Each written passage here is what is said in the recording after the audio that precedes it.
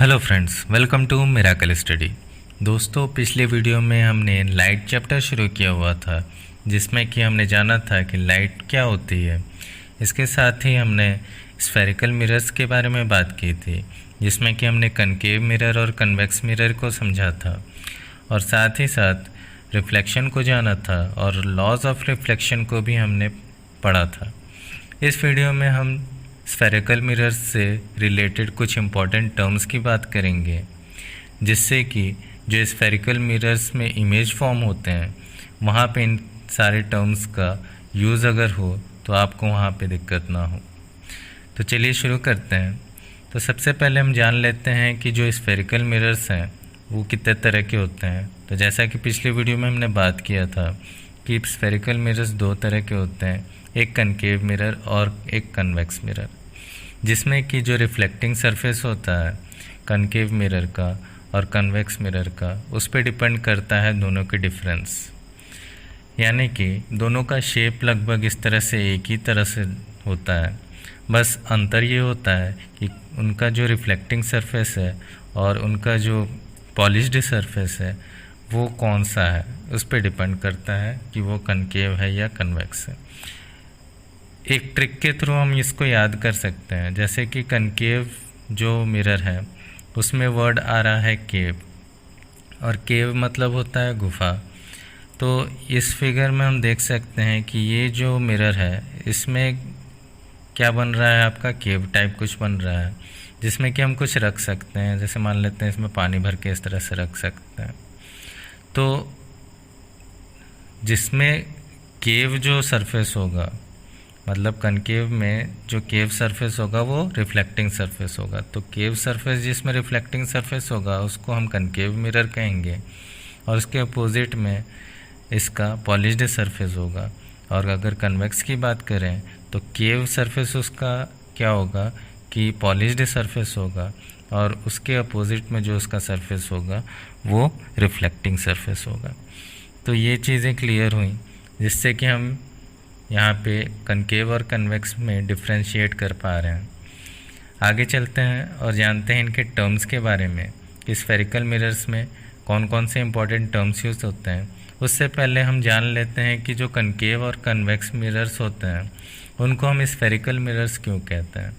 उनको हम spherical mirrors इसलिए कहते हैं कि कनकेव और कन्वेक्स जो मिरर्स होते हैं वो स्फेरिकल मिरर के ही पार्ट होते हैं।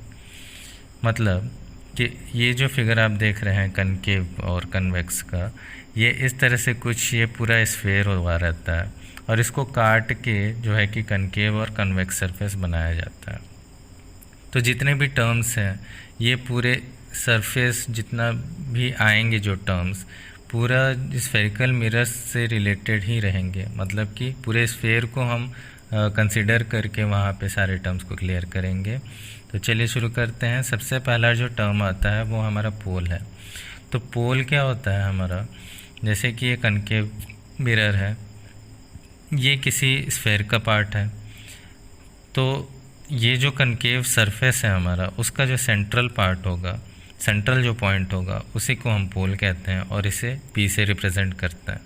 इसको हम इस तरह से इंग्लिश में कह सकते हैं कि centre of the reflecting surface of the spherical mirror lies on the surface of the mirror and represented as P. दूसरा टर्म आता है centre of curvature. Centre of sphere of which reflecting surface is a part represented as C. इसका मतलब क्या है कि जो concave mirror है या कन्वेक्स मिरर है वो एक स्फेरिकल पार्ट का, स्फेयर का ही एक पार्ट है। तो स्फेयर का कोई ना कोई सेंटर होता है, तो उसका जो सेंटर होगा वही हमारा सेंटर ऑफ कर्वेचर कहलाएगा, चाहे वो आपका कनकेव मिरर के केस में हो या कन्वेक्स मिरर के केस में हो, और उसे हम रिप्रेजेंट करेंगे कैपिटल सी से। इसके अलावा जो नोट करने वाली बात है, centre of curvature lies behind the mirror in case of convex mirror.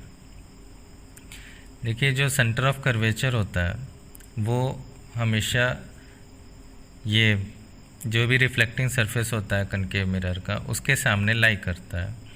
और अगर इसमें बात किया जाए कन्वेक्स मिरर में, तो उसके पीछे जो पार्ट होता है, यानी कि जो उसका रिफ्लेक्टिंग सरफेस होता है, उसके पीछे लाई करेगा, मतलब उसके सामने लाई करेगा आपका सेंटर ऑफ कर्वेचर। इस तरह से आप देख सकते हैं दोनों में सेंटर ऑफ कर्वेचर किस तरह से लाई कर रहा है। क्लियर। तीसरा जो पॉइंट है हमारा वो radius of curvature. Radius of sphere of which reflecting surface of spherical mirror forms a part. Radius क्या होता है, किसी भी स्फेरिकल पार्ट का रेडियस होगा तो सेंटर ऑफ कर्वेचर उसका सेंटर हो गया, और रेडियस क्या हो जाता है, सेंटर से लेके जो उसकी पेरिफेरी मतलब उसके बाहर तक जितनी भी दूरी होती है वही उसकी रेडियस कहलाती है।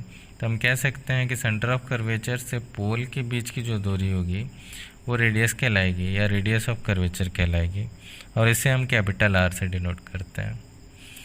अगला जो पॉइंट है वो principal axis. A straight line passing through the pole of the centre of curvature of a spherical mirror. ये एक स्ट्रेट लाइन होती है जो कि सेंटर ऑफ कर्वेचर और पोल से गुजरती है एक स्ट्रेट फॉर्म में, और ये क्या होती है, एक तरह से हम कह सकते हैं कि ये इमेजिनरी लाइन है, और इसी को हम प्रिंसिपल एक्सिस कहते हैं। मतलब वो लाइन, वो स्ट्रेट लाइन जो कि सेंटर ऑफ कर्वेचर और पोल से होते हुए जाती है, उसी को हम प्रिंसिपल एक्सिस कहते हैं। प्रिंसिपल एक्सिस जो होता है वो पोल से 90 डिग्री बनाता है, मतलब नॉर्मल टू द मिरर होता है, मिरर के हमेशा 90 डिग्री पे बन रहता है वो प्रिंसिपल एक्सिस, और पोल से हमेशा 90 डिग्री पे रहेगा। क्लियर। अब फोकस जो होता है, फोकस क्या होता है, नेक्स्ट टर्म है फोकस।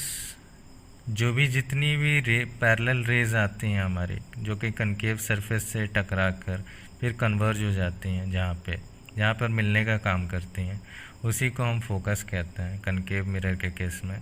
उसके अपोजिट में हम कह सकते हैं कि जितनी भी पैरेलल रेज आ रही हैं यहाँ से, वो क्या होती हैं, वो अपीयर टू मीट होती हैं बिहाइंड द मिरर, और बिहाइंड द मिरर जो होता है वो उसका फोकस होता है कन्वेक्स मिरर के केस में। क्लियर। इसके बाद आता है आपका focal length. Focal length the distance between the focus and the pole. जो डिस्टेंस होता है फोकस और पोल के बीच में, वही हमारा फोकल लेंथ कहलाता है, और इससे हम स्मॉल एफ से डिनोट करते हैं। यहाँ पर एक बात और नोट करने वाली है कि जो रेडियस ऑफ कर्वेचर होता है हमारा, वो फोकल लेंथ के 2 टाइम्स के बराबर होता है, यानी r = 2f हम लिख सकते हैं, या फिर हम ये इसका अपोजिट भी कह सकते हैं कि जो फोकल लेंथ होता है हमारा वो रेडियस ऑफ कर्वेचर के हाफ होता है। क्लियर। आखिरी में जो बात आती है वो अपर्चर होता है। अपर्चर क्या होता है हमारा, एक तरह से ये डायमीटर होता है जो भी कनकेव सरफेस है या कन्वेक्स सरफेस है।